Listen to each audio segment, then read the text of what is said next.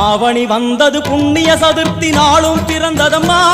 அதிகாலை முதலே மனையில் மங்கள மேளம் ஒலிக்குதம்மா கஜமுகனின் வரவை காண குடும்பம் வாசலில் கூடுதம்மா மாக்கோலம் இட்டொரு மனை மேல் வந்தான் ஆரத்தியாகுதம்மா கணபதி ராஜா வந்தார்